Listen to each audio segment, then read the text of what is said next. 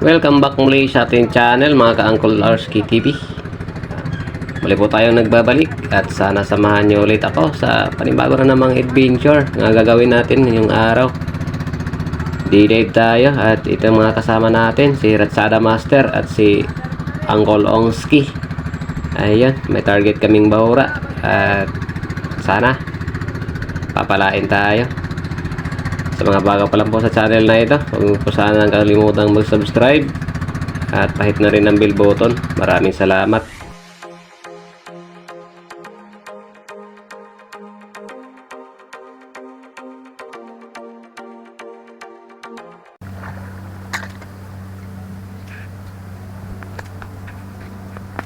Morning. Musta? Di-dive ulit tayo at bumalik ulit dito sa isla. Doon na kami galing sa isang bahura na target namin, kaso di kakayanin ng agos, kaya nakapag-decide kami na dito na lang. Si Master Ongski. Sampol. Sampol. Saka may isang grupo pa, Master Kwan, GB Gisper Fishing, yung gumagawa ng pana. Dito rin sila pumunta dahil maagos doon. So yan, isang masamang balita po. Nilibing kahapon yung kasama namin na Spiro din, kapitbahay lang namin, na disgrasya noong December 20, pagkatapos kong makahuli nung malaking lipti. Kinabukasan doon siya na disgrasya. Kahapon lang inilibing na December 30 at ngayon December 31. Pero yun na nga, ganyan talaga ang buhay. Pero ingat pa rin tayo. So yun, advance happy new year sa atin lahat. God bless. Para sa susunod na taon, mas marami pang mga biyaya. So ito, ito yung panghuling adventure natin sa taong 2024. Sa buong buwan ng Disyembre, pang 5 dive pa lang natin ito. Hindi tayo nakapag-dive ng husto kasi ang panahon laging umulan, saka lumalabo yung dagat, bumabaha kasi. So yun, good luck sa atin at again, advance happy new year. Yun, maraming salamat. Sampol. At ang unang target sana natin sa araw na ito at sa dive na ito ang malaking trigger fish na nasa baba lang ng konti.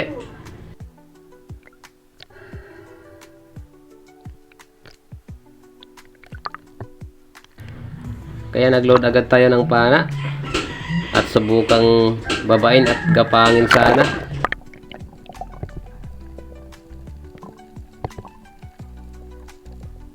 So dito guys, habang palapit na ako sa kanya, nasa likod lang siya ng malaking bato na yan, bigla namang nakatunog at dahan-dahan na ring bumaba patungong malalim na parte. Kaya hindi na natin pinilit at siyempre umangat na tayo. Hindi para sa atin ang isdang ito, kaya move on tayo.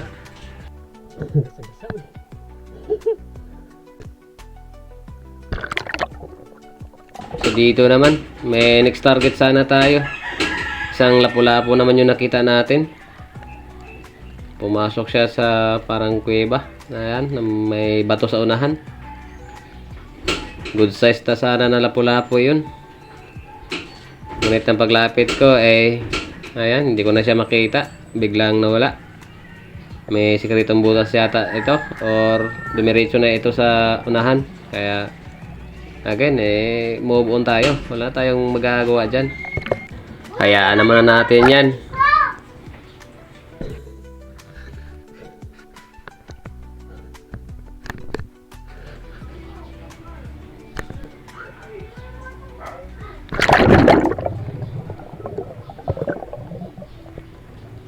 So next dive natin, another target tayo.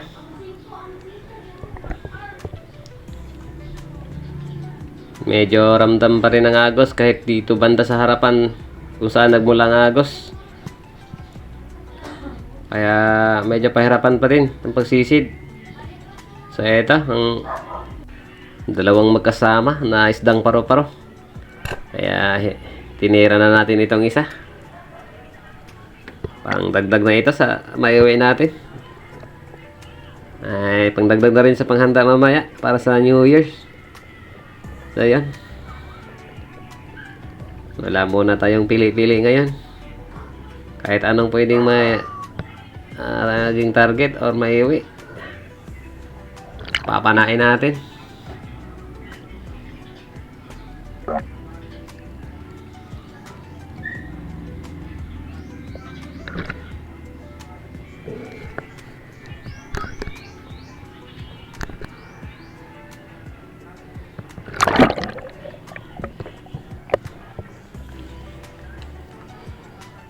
So, bantay tayo sa unahan.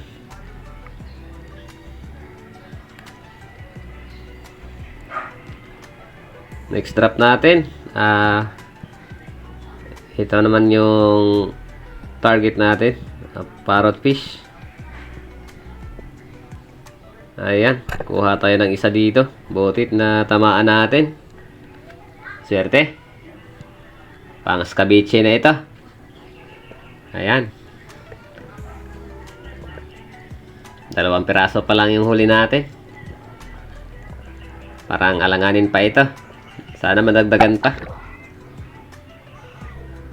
Si Ratsada Master at si Uncle Ongski nasa bandang mababaw na mamana. Bali balo yung hinanting nila. Tayo ang namana dito sa malalim na parte. Ang ilan pa naman ng mga panain. Doon sa kanila ang amo ng mga balo. At ang dami ng huli ni Ratsada Master. Kaya tingnan natin mamaya ang mga huli nila.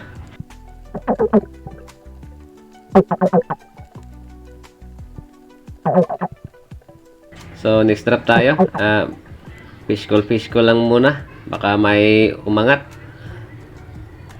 na malaki, pero wala. Kaya ito ang naging target natin. Ayan, isang paro-paro pa din. Ibang klase nga lang. Tinira na natin ito. May pamprito na tayo. Ayan.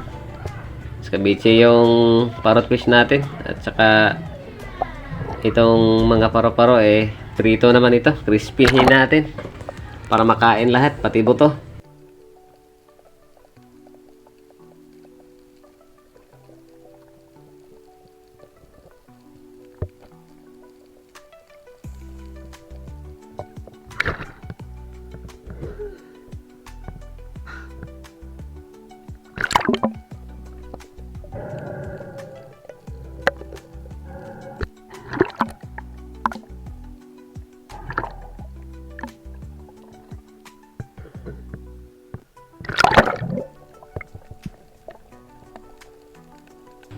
Another dive, another target. May dahan-dahan akong binaba at ginapang na 2 talagbago. Good size na sana na talagbago ito. Ang kaso ayaw naman huminto at tumiretso na sa malalim.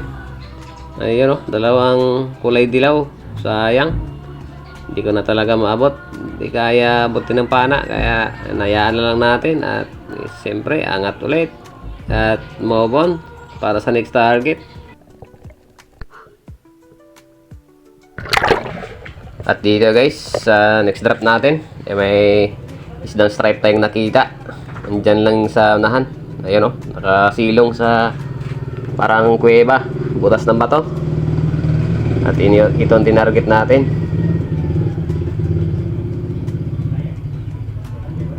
Sakto ng paglabas niya. Naka-aim na tayo, kaya ayan. Pagkalabit natin sa pool. Pwede na rin ito pang scabiche. Sama natin sa ating parrot fish.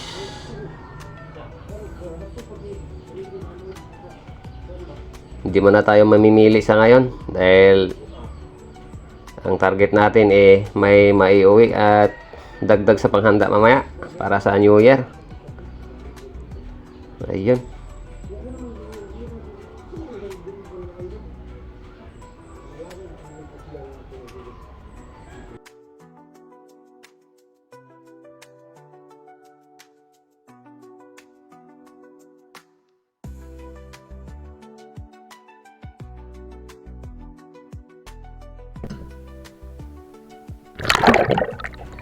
At sa next drop natin, ito naman yung naging target natin.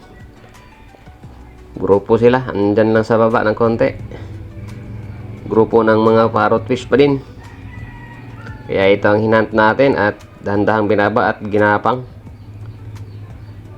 Pero medyo malikot ang isang ito at mabilis ang kanyang paglangoy. Kaya for tsambahan na lang kung patamaan natin o hindi. Sakto ng pagkalabit ko. Sapul. Ayun. Mabutit na patamaan pa. At sakto lang din yung line natin na nakatalab pa yung shop natin. Kaso nga lang hindi na katagos yung flapper. Pero nakuha naman natin dahil nakalock yung flapper sa laman niya. At butit hindi nakawala. Ayun. Saka pa natin pinatagos nang nakuha na natin. Secured na ang pangalawang piraso ng parrot fish para sa scabeche mamaya. Thank you.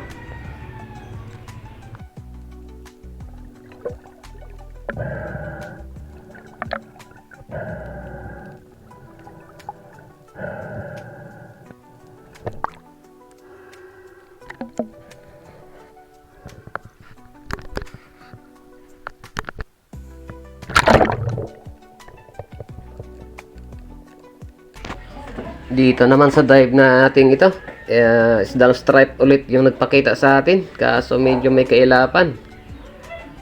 Nang titirahin ko na, bigla namang papasok sa mga butas. Yan, oh. Kaya inabang-abangan ko muna. Ayaw lumabas. Saka pa siya lalabas pag nasa ibabaw na ako. At nang babalikan ko naman, papasok na ulit sa butas. Nakailang dive na ako dito sa isdang ito. Pero hindi ko pa rin siya mapana-pana dahil mailat.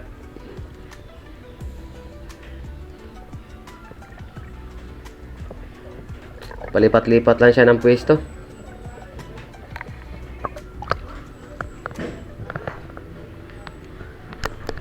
So, di ko na lang siya pinilit.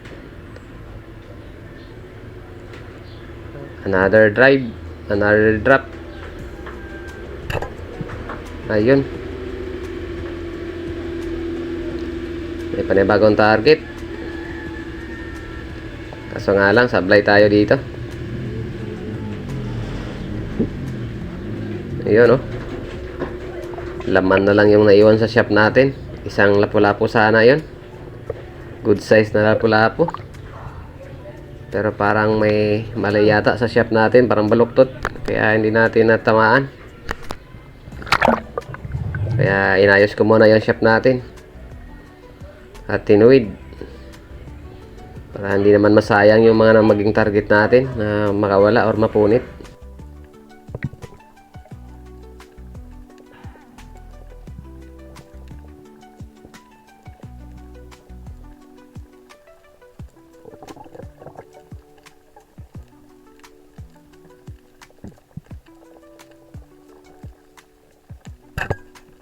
Ito naman, isdang baga-baga. Sablay ulit tayo. Ayan. Parang may diferensya na talaga yata itong shop natin.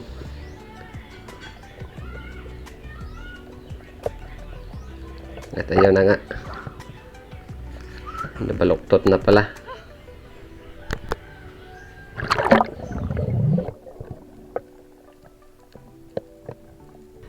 So dito guys, panghuling dive natin at panghuling isda para sa episode na ito. Umahon na yung dalawang kasama ko at ahon na rin ako pagkatapos natin ma-secured ang isdang ito. Kinuha na rin natin ito. Shout out sa Kay Adventure Idol, Waray Vlog Master, Jaya Burgos. Maraming salamat sa inyo. Oli Adventure, Ma'am Rosana Billy Hermosa. Ma'am, salamat.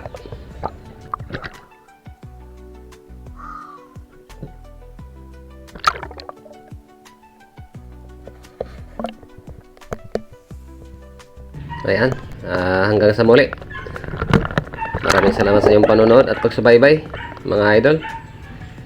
God bless sa atin at advance Happy New Year. More bliss to come sa 2025.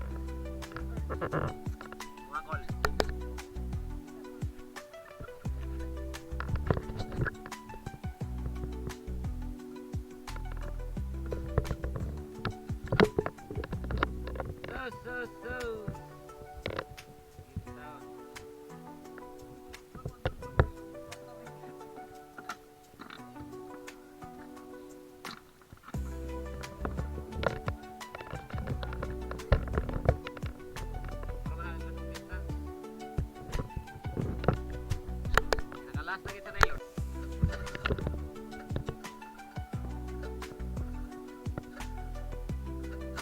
Yun na muna sa ngayon, mga idol.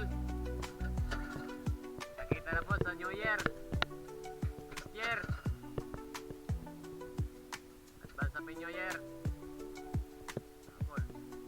Happy New Year, Happy New Year.